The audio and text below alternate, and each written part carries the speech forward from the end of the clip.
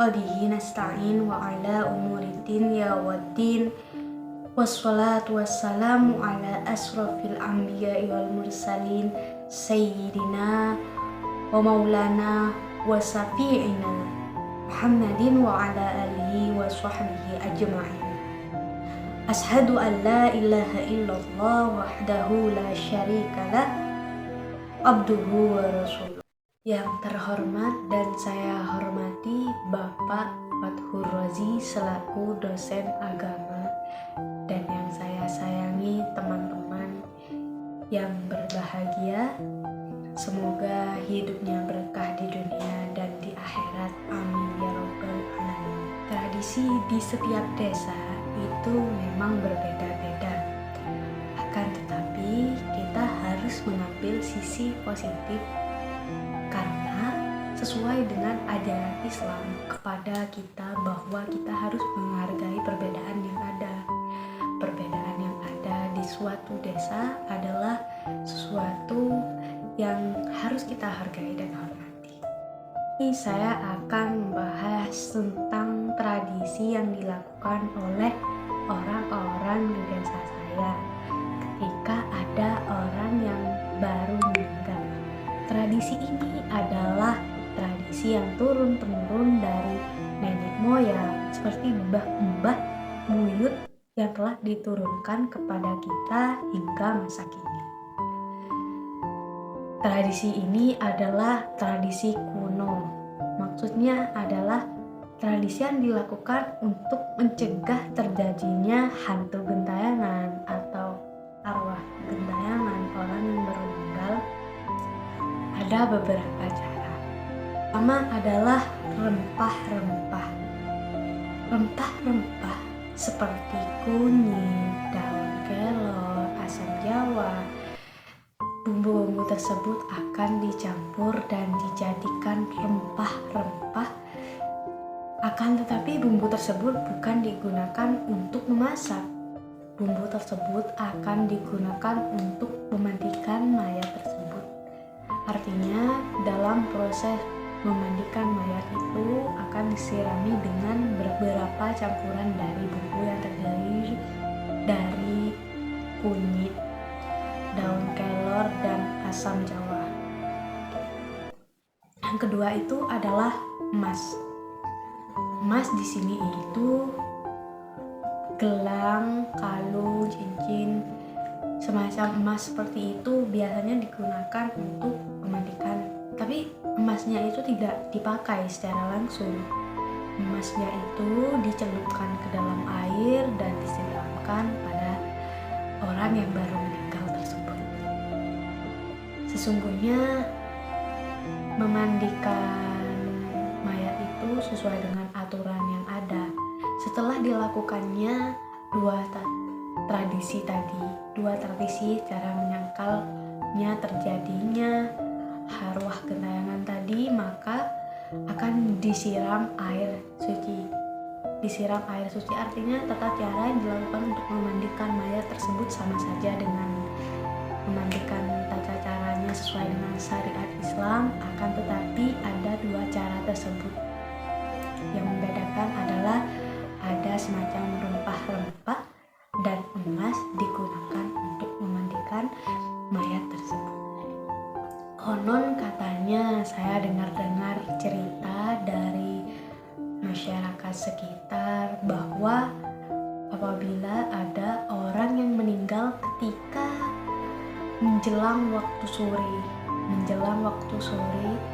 dan sore itu menjelang malam, bisa dikatakan kalau bahasa Maduranya itu surup. Ya, kalau bahasa Maduranya itu surup artinya sore menjelang malam.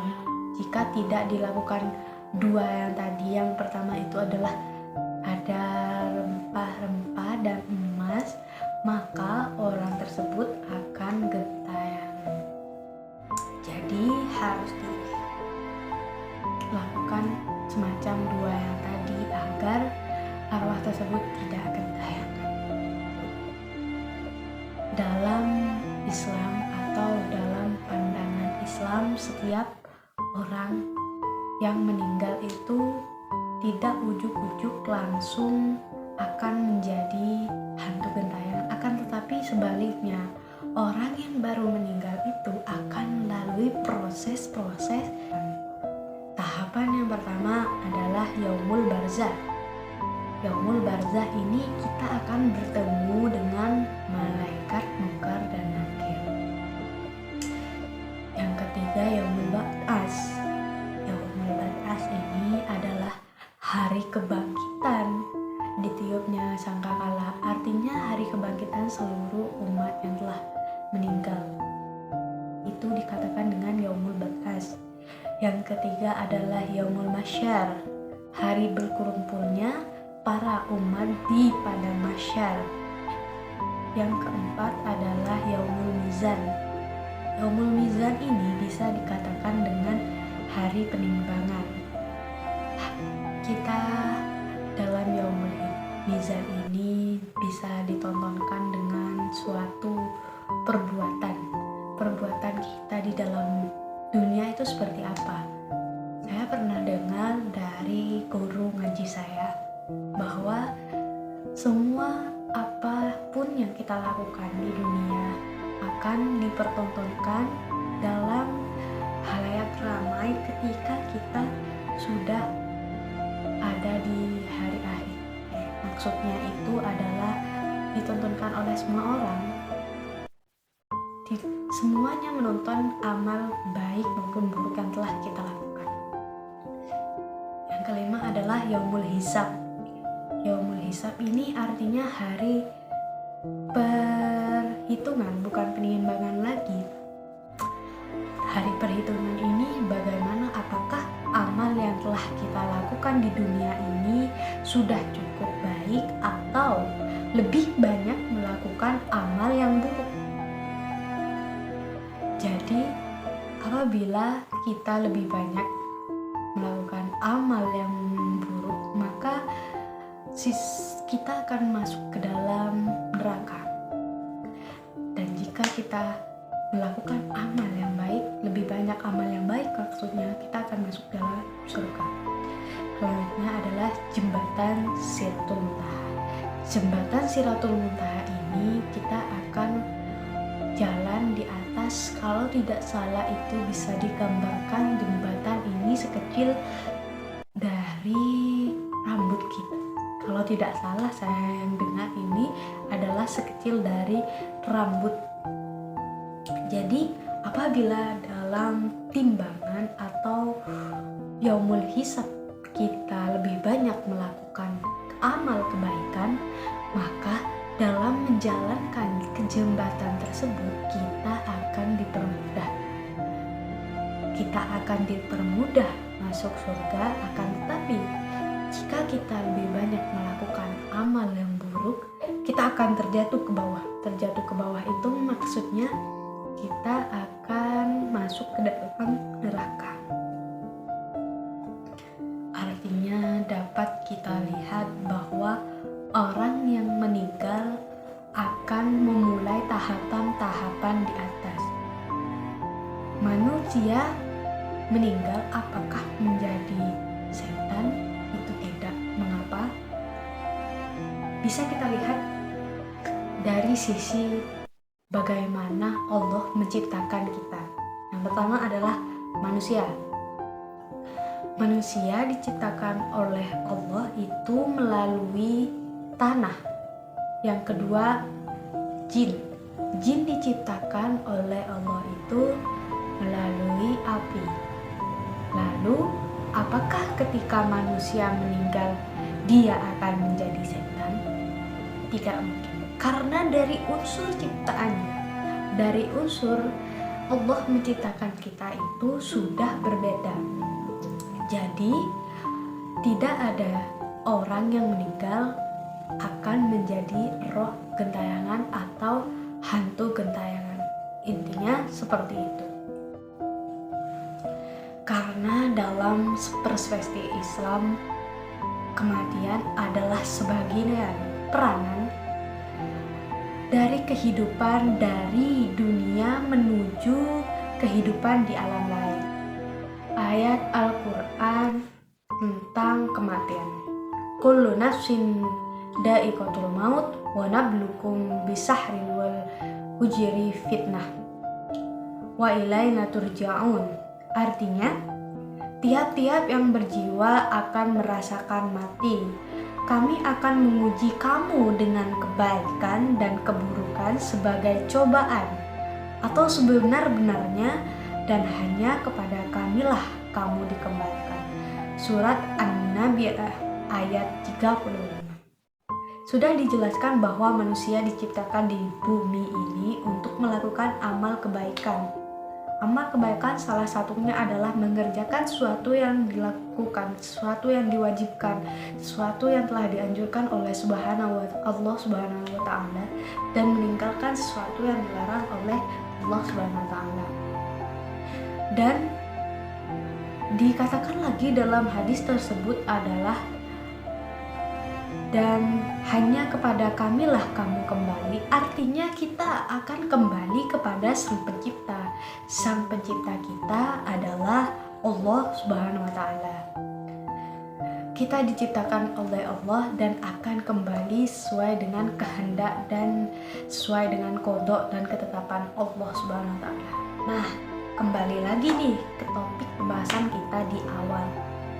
Apakah orang yang meninggal akan menjadi arwah gentayangan? Jadi arwah gentayangan adalah jin, bukan roh manusia. Harus digarisbawahi, arwah gentayangan adalah jin, bukan roh manusia. Saya ulangi lagi, arwah gentayangan adalah jin, bukan roh manusia. Roh-roh yang